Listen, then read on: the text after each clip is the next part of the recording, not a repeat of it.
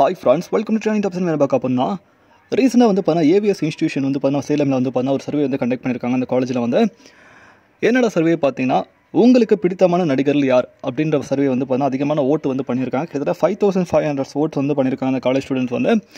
So அதில் வந்து பார்த்தீங்கன்னா டாப் ஃபர்ஸ்ட் லிஸ்ட்டை வந்து பார்த்தீங்கன்னா விஜய் சார் வந்து பிடிச்சிருக்காங்க. டாப் செகண்ட் வந்து பார்த்தீங்கன்னா தலாஜி சார் பிடிச்சிருக்காங்க. டாப் தேர்ட் வந்து பார்த்தீங்கன்னா தனுஷ் வந்து பிடிச்சிருக்காங்க. ஸோ இதில் ஒரு கேள்வி இருக்கும், ப்ரோ தனுஷ் நான் வந்து பார்த்தீங்கன்னா டாப் 3 இருக்காங்களே, அப்போ டாப் 1 டாப் 2 வந்து விஜய் சார் ராஜேஷ் சார் இருக்காங்க அப்படின்னு கேள்வி இருக்கும். பிகாஸ் தளபதி வந்து பார்த்தீங்கன்னா இந்த ஜென்ரேஷனுக்கான ஒரு நடிகர்களாக இருக்காங்க. ஓகேங்களா, இதே விஜய் சார் வந்து நீங்கள் சூப்பர் ஸ்டார் ரஜினி சார் கூட கம்பேரிசனாக பண்ண முடியாது. ஆனால் சூப்பர் ஸ்டார் ரஜினி சார் டிகேடே வேறு, அவங்க தலைமுறை வேறு. ஸோ அவங்க வந்து ரொம்ப சீனியாரிட்டியான ஒரு ஆக்டர். ஸோ அப்படி இருக்கும்போது பல வருஷமாக பல டிகேட்ஸாக வந்து பார்த்தீங்கன்னா பல படங்கள் ரிலீஸ் பண்ணி சாதனை பண்ணியிருக்காப்புல. ஸோ அவரோட படத்தை வந்து பார்த்தீங்கன்னா இப்போ இருக்க கரண்ட் நடிகர் கூட கம்பேர் பண்ண முடியாது. ஸோ அவர் டிகேடே வேறு. ஸோ அவர் வந்து கமல்ஹாசன் சார் கூட தான் கம்பேர் பண்ண முடியும். ஸோ அதே மாதிரி எம்ஜிஆர் சார் வந்து சிவாஜி கணேசன் கூட தான் கம்பேர் பண்ண முடியும். ஸோ அந்த மாதிரி இப்போ விஜய் சார் வந்து பார்த்தீங்கன்னா அவர் பேஷன் நோக்கி போயிட்டுருக்காரு, பொலிட்டிக்ஸ் வந்து போயிட்டுருக்காரு. ஸோ விருதுநகரில் வந்து பார்த்தீங்கன்னா நெக்ஸ்ட் மந்த் 27 வந்து பார்த்தீங்கன்னா ஒரு மாநாடு நடத்துகிறாங்க.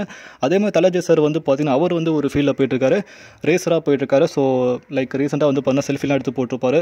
பிரேசிலியன் ரேசர் வந்து பார்த்தீங்கன்னா ஐரோட்னான்ஸ் என்ன கூட. ஸோ அதே மாதிரி வந்து பார்த்தீங்கன்னா இப்போ நம்ம தனுஷ்னா இப்போ 2 பேருமே வந்து பார்த்தீங்கன்னா சினிமா ஃபீல்டு விட்டு ஆல்மோஸ்ட் போகிற மாதிரி தான் இருக்காங்க. ஸோ இப்போ அந்த இடத்துல வந்து பார்த்தீங்கன்னா தனுஷ்னா மட்டும்தான் இப்போ கரண்ட் ஜென்ரேஷனில் நம்பர் 1 ஆக்டரை வந்து தமிழ் சினிமாவில் தமிழ் மக்கள் இடத்துல வந்து பார்த்தீங்கன்னா அதிகமான நம்பிக்கையும் வாக்குகளும் பெற்ற ஒரு நடிகராக இருக்காங்க. ஸோ தலைவனாக மாறப்போகிறாப்புல தனுஷ்னா வந்து இன்னும் கொஞ்சம் வருஷத்துலேயே. ஸோ இப்போ ஸ்டார்டமில் ஒரு ஆக்டராக மட்டும் இல்லை, ஒரு டேரக்டராகவும் இருக்காங்க, ப்ரொடியூசராகவும் இருக்காங்க.